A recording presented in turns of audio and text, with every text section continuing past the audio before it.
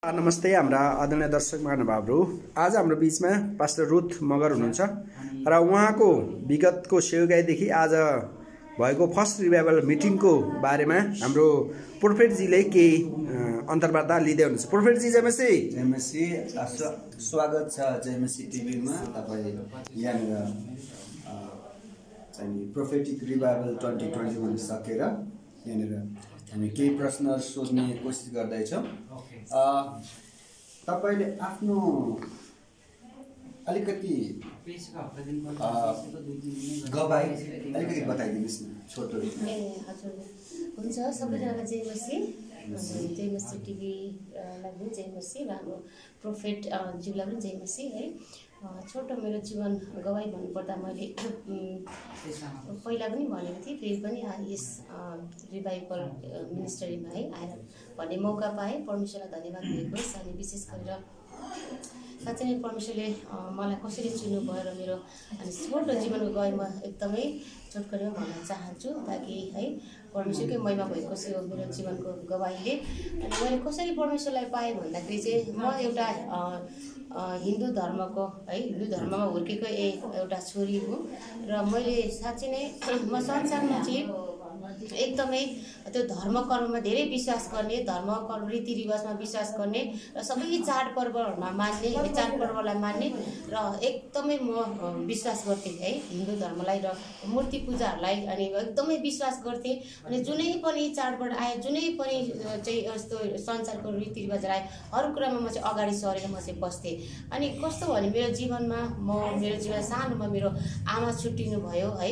आमा छुट्टिनु भयो र मेरो बाबाले अर्को मम्मी लिएर आउनुभयो र सानोमा चाहिँ मैले आमाको माया मैले पाइनँ र सानो मम्मीको काखमा म हुर्किन पर्यो। र त्यो समय पनि सानो मम्मीले पनि मलाई धेरै टर्चर र धेरै गालीहरू गर्ने, अब त्यस्तो विभिन्न समस्याहरू र हामीलाई यहाँसम्म कि हाम्रो बाबाको नजिक पनि जान नदिने, त्यस्तो मेरो जीवनमा त्यस्तो धेरै। अनि मैले चाहिँ एउटा मैले चाहिँ संसारमा चाहिँ मैले माया खोजेर हिँडेँ, माया र अनि शान्ति अनि खोजेर हिँडिरहेको थिएँ। मैले चाहिँ त्यो सानो अवस्थामा पनि मेरो के चाहिँ बुद्धि र विवेक थियो होला, मैले कसैले मलाई माया गर्दै पनि हुन्थ्यो, कसैले मलाई चाहिँ वास्ता गर्दै पनि हुन्थ्यो, कसैले मलाई बोकिदिए पनि हुन्थ्यो, त्यस्तो मलाई कसैले मलाई चाहिँ राम्रोसँग बोल्दै पनि हुन्थ्यो, जस्तो मलाई चाहिँ त्यस्तो हुन्थ्यो। अनि जब बिहान पर्थ्यो, बिहान भयो त्यही सानो आमाले यति धेरै गाली गर्ने होइन, सानो मम्मी धेरै गाली गर्ने, अनि धेरै त्यस्तो टर्चर। अनि मैले चाहिँ यति धेरै पूजा गर्थेँ कि मैले हप्तामा 7 दिन व्रत बस्थेँ। जति पनि अब धर्मको जुन कुराहरू आउँथ्यो मैले एकदम व्रत बस्थेँ, विश्वास गर्थेँ।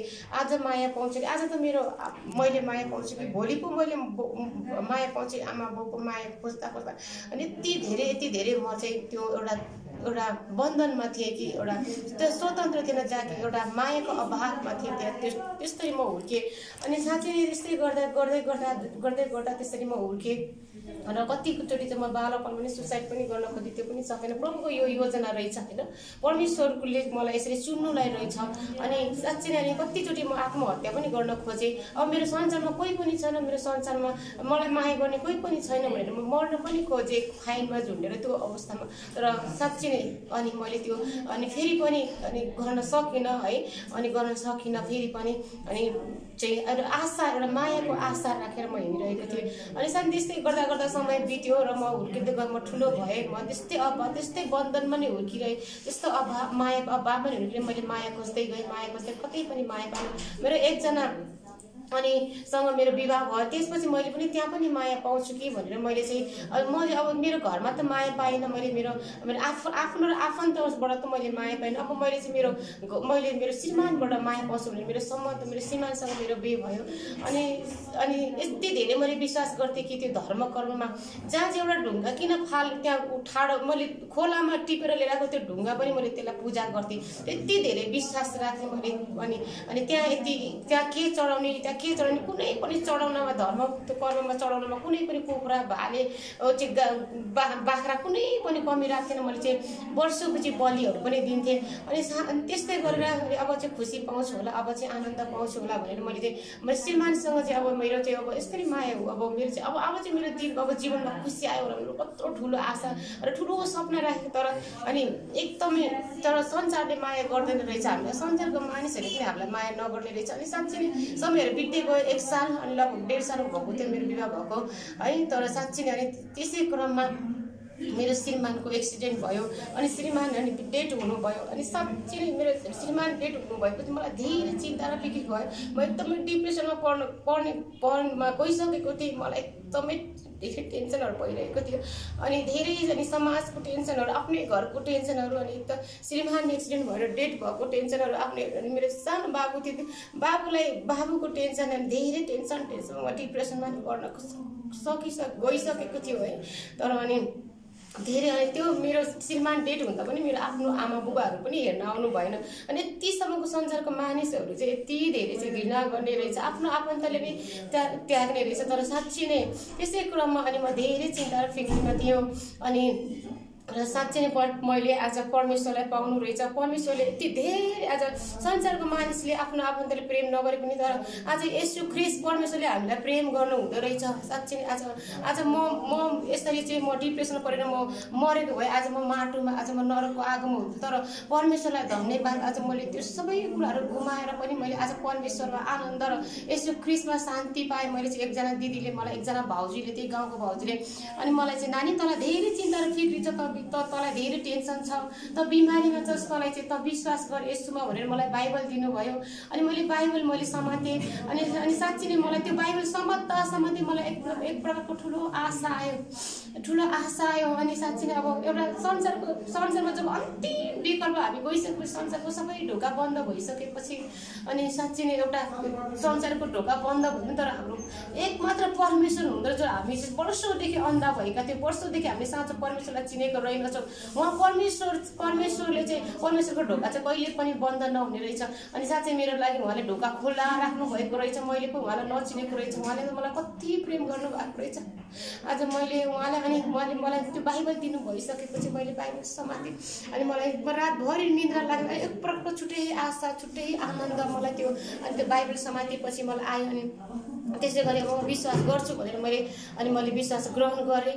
अनि ग्रहण गरेपछि मेरो सबै जीवनमा चाहिँ अब अनि यसरी एक्कासी मेरो विदेश जाने कुराहरू भयो र विदेश जाने पनि पैसाहरू थिएन है। मैले प्रार्थना गरेँ, संसारको मान्छेले त दिँदैन थियो, संसारको मान्छे त 5 रुपियाँ माग्दाखेरि पनि आज त्यो मेरो बच्चा भोकै हुँदाखेरि पनि मैले माग्दाखेरि आज त्यो गाउँभरिको हुँदा पनि कसरी पनि दिन्थेँ संसारको मानिसहरू।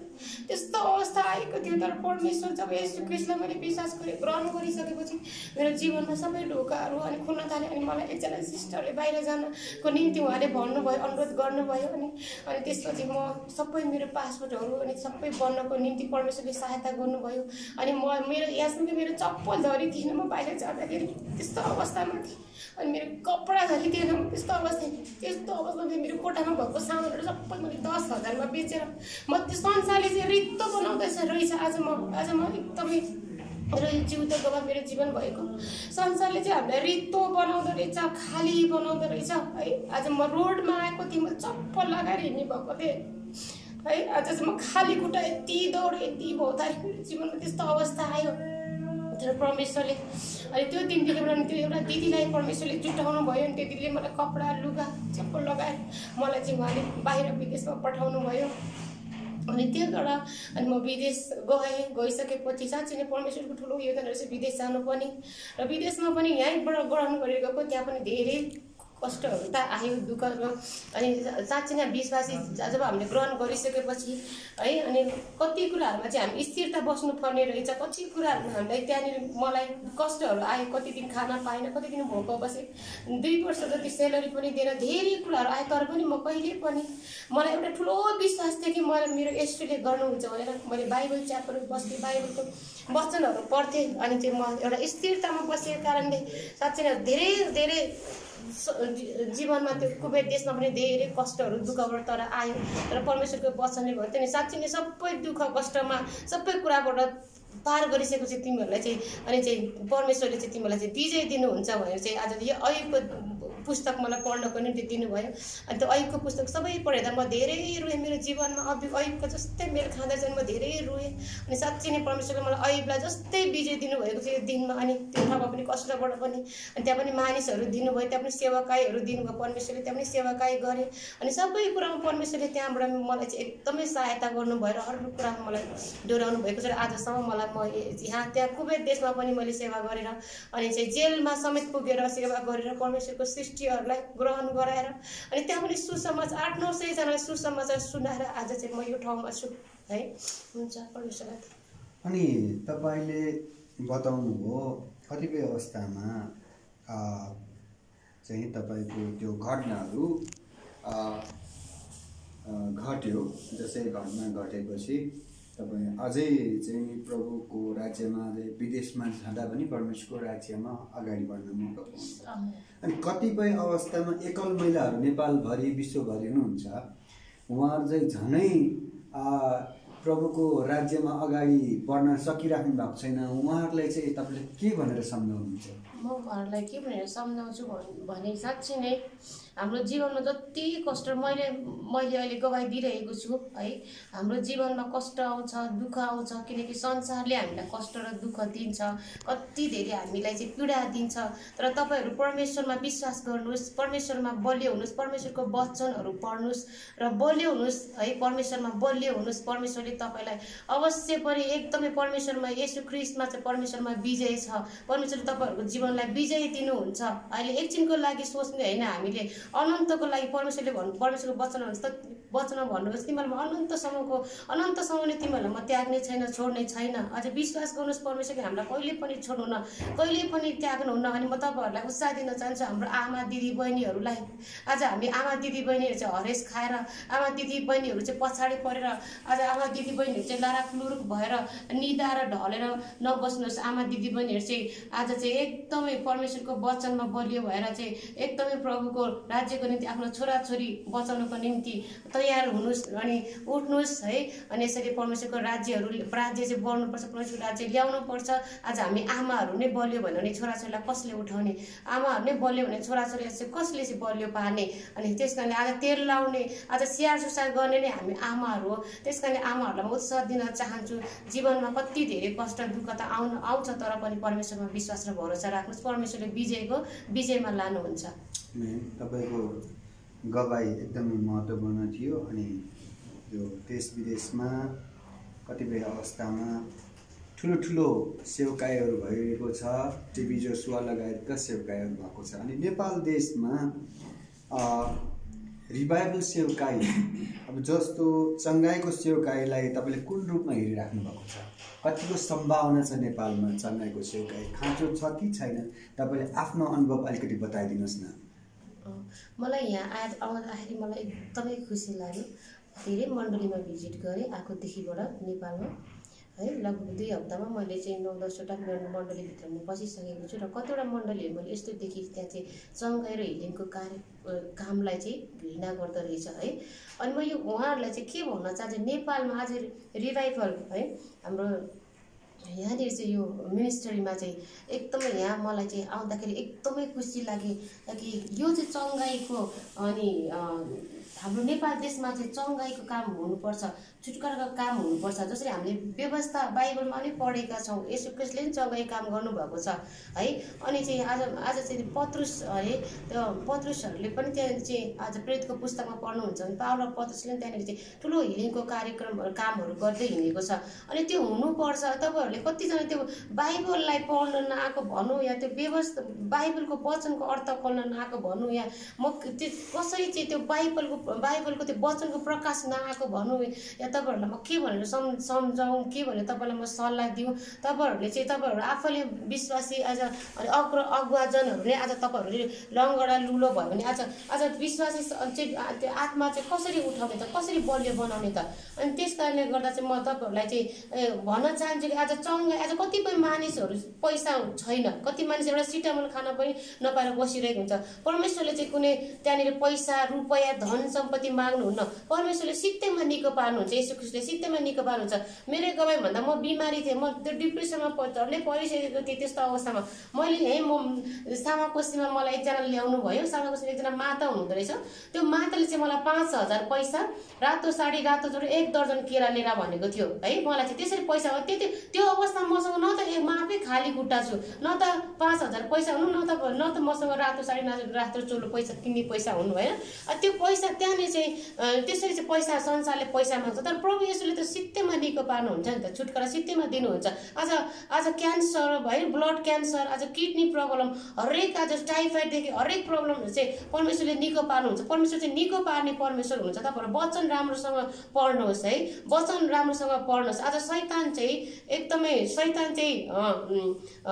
सोझो छैन, शैतान चाहिँ एकदमै डरलाग्दो। आज शैतानले चाहिँ संसारलाई यसरी राज गर्न खोजिरहेको छ, एकदम शैतान चलाक छ। अनि यसरी कोही शैतानहरू दुष्टहरू चाहिँ बिस्तारै भन्यो भने जाँदैन, त्यसलाई कराउनै पर्ने हुन्छ, धपाउनै पर्ने हुन्छ। येशू ख्रीष्टले त दुईचोटि दुष्टलाई चाहिँ शैतानलाई चाहिँ हकारेको छ है। तपाईँले मत्ती त्यहाँनिर 4को त्यहाँ 8तिर पढ्न सक्नुहुन्छ। दुईचोटि येशू ख्रीष्टले हकारेको छ, तर दूर भइजा भनेको छ। आज चाहिँ त्यो तपाईँहरूले पढ्नु भएको छ कि छैन है? कतिपय अवस्थामा त्यहाँनिर बाइबल कलेजबाट ग्रेजुएट स्टुडेन्ट्सहरू जो टिचर भएर आयो, बाइबल कलेजमा पढाउँदै हुनुहुन्छ, उहाँहरू एउटा ठुलो पोजिसन लिएर होल्ड गरिरहेको व्यक्तिहरूले नि नेपालमा चाहिँ यो प्रोफेटिक सेवाकाय, यो चङ्गाईको सेवाकायको विरोध गरिरहेको छ। उहाँहरू चाहिँ बाइबल चाहिँ बोक्नुहुन्छ, बाइबल चाहिँ पढ्नुहुन्छ, तर ख्रीष्ट येशूले भनेको जस्तो जीवन नजिएकै कारण त्यस्तो भएको हो कि उनीहरूको जीवनमा केही कमजोरी हुनसक्छ कि त्यो चङ्गाईको सेवाकायमा उनीहरूले विश्वास गर्न सकेन? यसमा तपाईँको के धारणा छ? एकदमै क्वेसनको लागि एकदम धन्यवाद हाम्रो प्रोफेटिक ज्यूलाई। विशेष गरी के भन्छ, म पनि त्यही कुराको लागि म एकदमै यो कुरा चाहिँ म विरोधै गर्न चाहन्छु। उहाँले जस्तो विरोध गर्नुभएको छ जसमा पनि अहिले विरोध गर्न चाहन्छु, किनभने उहाँहरू कति बाइबल कलेज पढ्नुभयो रे, यहाँ टिचर रे, त्यहाँ टिचर रे, तर यो प्रोफेटिक वर्ड्सलाई, अगमबानीलाई, चङ्गा हिलिङलाई अनि अन्य भाषालाई उहाँले विरोध गर्नुहुन्छ होइन।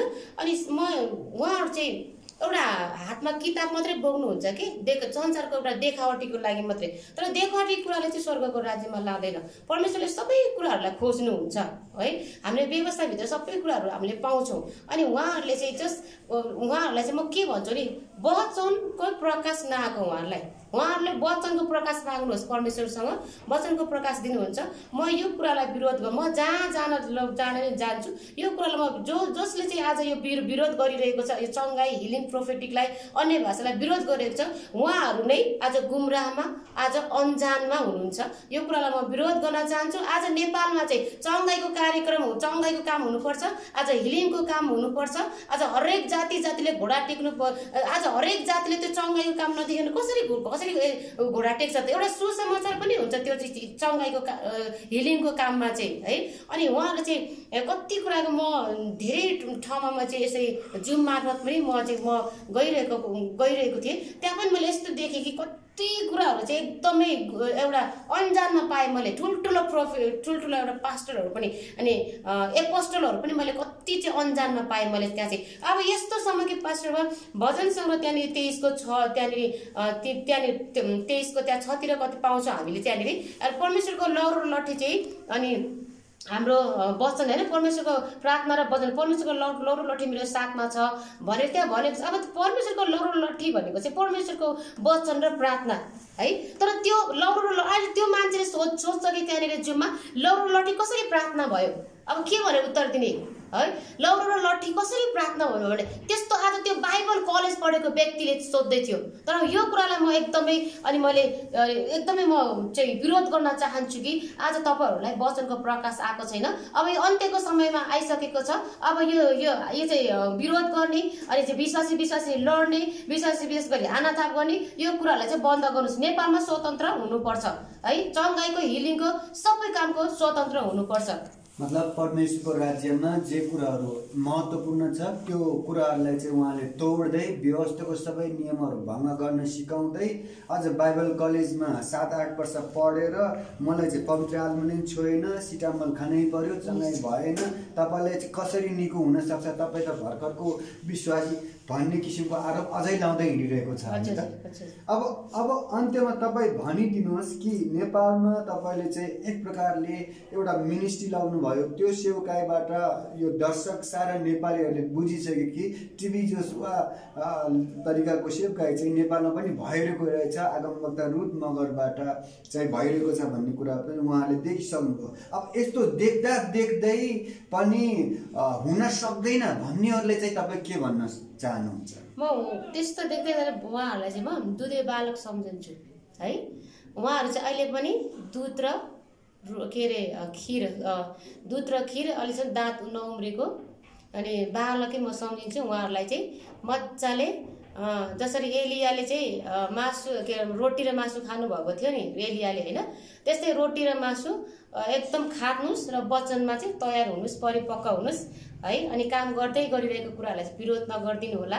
हामी तपाईँले हेरिरहनु भएको छ भन्न खोज्नु भएको उहाँहरू चाहिँ बाइबलमा चाहिँ बढ्यो, शिक्षामा बढ्यो, अनि त्यसपछि सम्प्रदायमा बढ्यो, आत्मामा चाहिँ बढ्न सकेन भन्न खोज्नु भएको हो। यस यस, आत्मामा उहाँहरू बढ्न सक्नु भएन, आत्मामा पनि जागृति हुन खाँचो छ। अब नेपाल देशमा यसरी सेवकाई गरिराख्नु भएको छ, तपाईँ दिलो ज्यानले लागिराख्नु भएको छ, एक किसिमले तपाईँले आफ्नो देशलाई कभर गरिसक्नु भएको छ। यो टेलिभिजन भिडियो मार्फतबाट, सामाजिक सञ्जालबाट यस्तो किसिमको बृहत सेवकाई जो नेपालको सबैभन्दा पावरफुल मिनिस्टरले गर्नुपर्ने काम गरिराख्नु भएको छ भने त्यो अफरिङ डोनेसन्स लिन पनि दिँदा पनि तपाईँलाई जेलसी गरेर उहाँ चाहिँ आगमवक्तालाई भन्दा हामीलाई चाहिँ हाम्रो बाइबल कलेज बनाउनु पर्यो, त्यहाँ चाहिँ पैसा हाल भनेर भनिराख्नु भएको छ। तर दर्जनौँ जनताहरू चाहिँ यो साँचो ट्रु प्रोफेटलाई प्रोफेटिसलाई चाहिँ म चाहिँ सेवकाईमा सहायता गर्छु भनेर विश्वभर हात खोल्न चाहिराख्नु भएको छ। त्यस्तो एकदम आत्मामा एकदमै नम्र भएर बलिदान गर्ने चाहने त्यो विश्वव्यापी नेपाली विश्वासी भाइ बहिनी, दिदी बहिनी, दाजुभाइ, आमा बुवाहरूले तपाईँ के भन्न चाहनुहुन्छ? के तपाईँले गरेको सेवकाईमा कसैले सहायता गर्दा तपाईँलाई श्राप आउँछ अथवा तपाईँले त्यसलाई एक्सेप्ट गर्नुहुन्छ?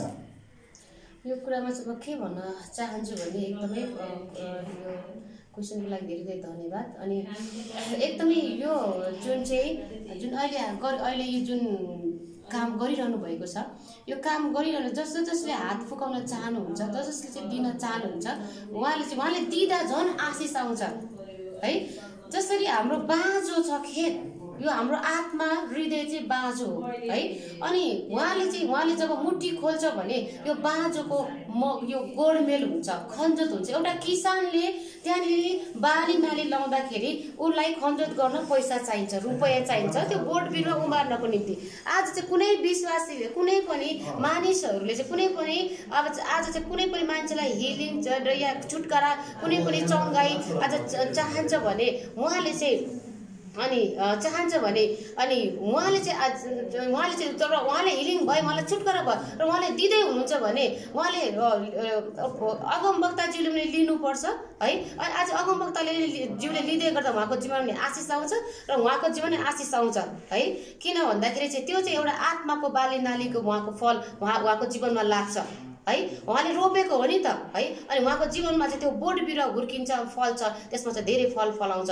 उहाँको जुन आशिष दिने व्यक्तिको जीवनमा पनि धेरै फल फलिन्छ, आशिष आउँछ। त्यो चाहिँ एउटा बिरुवा, रोप्नु भएको बिरुवा।